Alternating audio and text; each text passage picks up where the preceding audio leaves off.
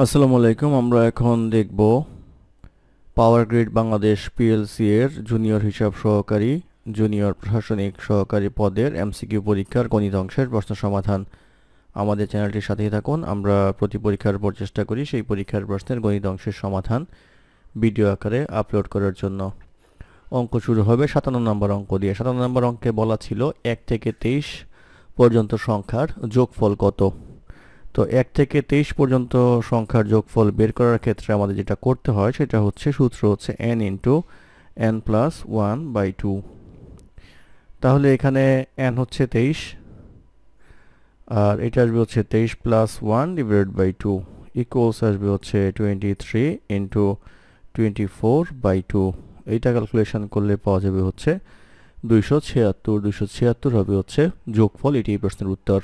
তারপর প্রশ্ন নম্বর 58তে বলা আছে 2 থেকে 32 পর্যন্ত মৌলিক সংখ্যা কয়টি। 2 থেকে 32 পর্যন্ত মৌলিক সংখ্যা হচ্ছে 2, 3, 5, 7, 11, 13, 17, 19, 23, 29 এবং 31। এই হচ্ছে আমাদের মোট 11টি। এই 11টি হবে হচ্ছে এই প্রশ্নের উত্তর। তারপর প্রশ্ন নাম্বার 59। নাম্বার 59-এ বলা আছে দুইটি সংখ্যার লসাগু 75 এবং গসাগু 5, একটি সংখ্যা 15 হলে অপর সংখ্যাটি কত। তো ধরে নিই অপর সংখ্যাটি x, একটি সংখ্যা হচ্ছে 15, তাহলে x ইন্টু 15 ইকুয়ালস হচ্ছে লসাগু ইন্টু গসাগু। আমরা জানি লসাগু আর গসাগু গুণ করলে সংখ্যা দুইটির গুণফল পাওয়া যায়, এটা একটা সূত্র। তাহলে আসবে হচ্ছে 75 ইন্টু 5 বা x ইকুয়ালস আসবে হচ্ছে 75 ইন্টু 5 ডিভাইডেড বাই আসবে হচ্ছে 15।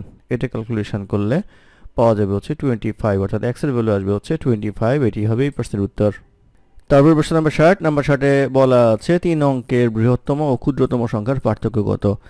3 অঙ্কের বৃহত্তম সংখ্যা হচ্ছে 3টা 9 আর ক্ষুদ্রতম সংখ্যা হচ্ছে প্রথমে 1 বাকিগুলো হচ্ছে 0। তাহলে এটা বিয়োগ করলে আসবে হচ্ছে 899। 899 হবে হচ্ছে এই প্রশ্নের উত্তর।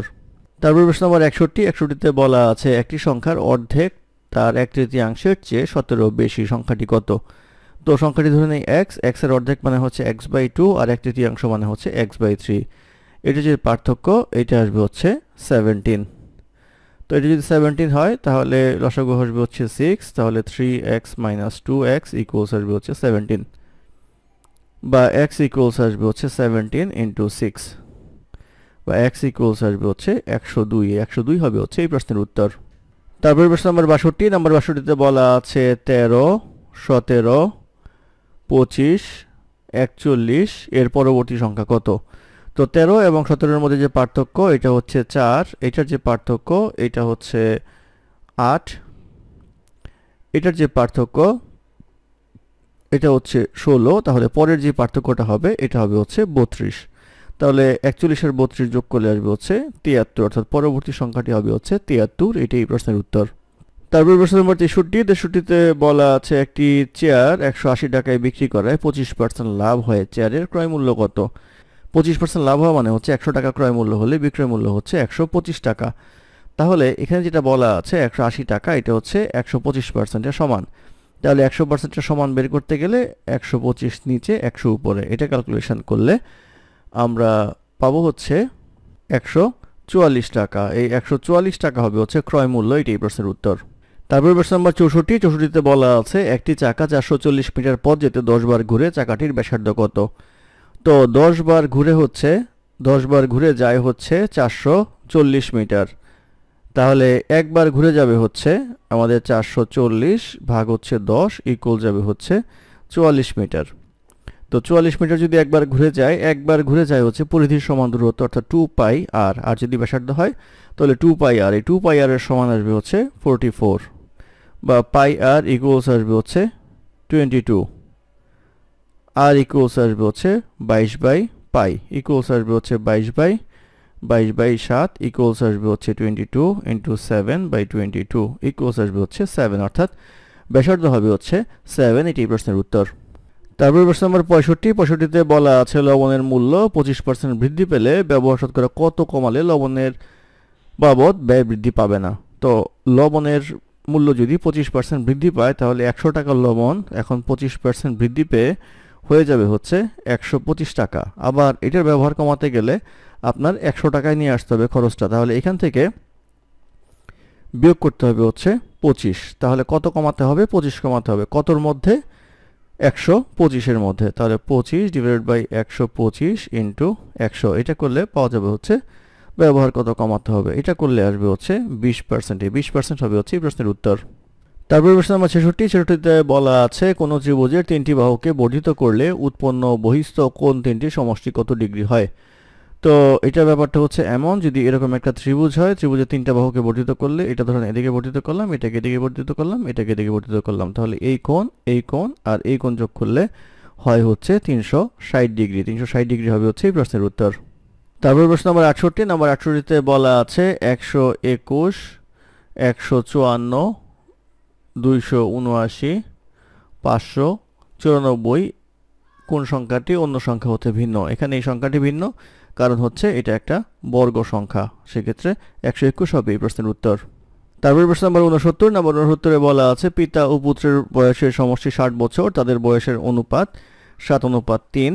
12 বছর আগে তাদের বয়সের অনুপাত কত ছিল? তো মোট বয়স হচ্ছে 60, পিতার বয়স হচ্ছে 7 হলে পুত্রের বয়স হচ্ছে 3, তাহলে এটা অনুপাত হিসেবে ভাগ করলে 60 ইন্টু 10/7, আর এটা আসবে হচ্ছে 60 ইন্টু 10/3, তাহলে এটা আসবে হচ্ছে 18, এটা করলে আসবে হচ্ছে 42। তো পিতার বর্তমান বয়স 42, পুত্রের বয়স হচ্ছে 18। এখন 12 বছর আগে কি অবস্থা ছিল? 12 বছর যদি বিয়োগ করি তাহলে এখানে পাবো হচ্ছে আমরা 30, এখানে 12 বছর বিয়োগ করলে আমরা পাবো হচ্ছে 6। তাহলে 12 বছর আগে পিতার বয়স ছিল 30, পুত্রের বয়স ছিল হচ্ছে 6। এখন তাদের অনুপাত করলে আসবে হচ্ছে 5:1। এই 5:1 হবে হচ্ছে এই প্রশ্নের উত্তর। তারপরে প্রশ্ন নাম্বার 70। 70-এ বলা আছে নিচের কোনটি 3/2 থেকে বড়। এখানে অপশন থেকে দেখা যায় 11/9 হচ্ছে 3/2 থেকে বড়, এটাই প্রশ্নের উত্তর।